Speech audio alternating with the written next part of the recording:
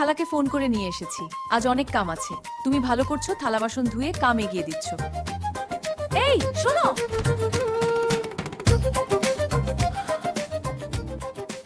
আমার স্যান্ডেল পায়ে দিয়েছো কেন?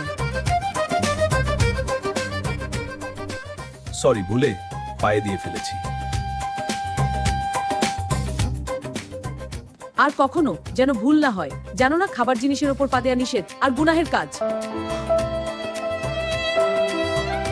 আফামুনি, আজকে কি কি রান্না লাগবো কইয়া দেন। বাহ, আজকে তো তোমারে ভারী সৌন্দর্য লাগতাছে আলাউদ্দিনের মা। সাবান গুলিয়ে খাও নাকি? কি যে কোন ভাইজান, আলাউদ্দিনের বাপ তো আমার দিকে নজরই দেয় না।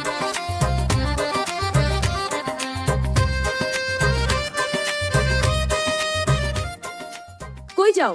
খুব তো আলাউদ্দিনের মার প্রশংসা করা হচ্ছে। তাহলে যাও, আজকে থেকে তার বাড়িতেই থাকবা।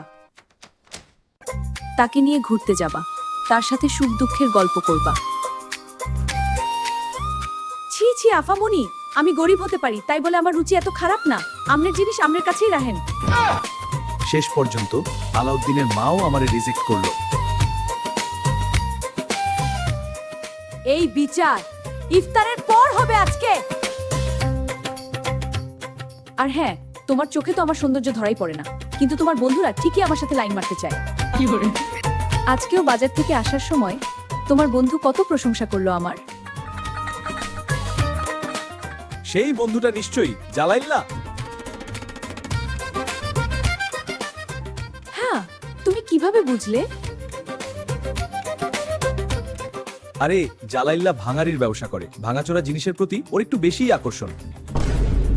ইফতার পর্যন্ত অপেক্ষা করবো না, এখনই তোরে বাইরাবো আমি, খাড়া হারামজাদা।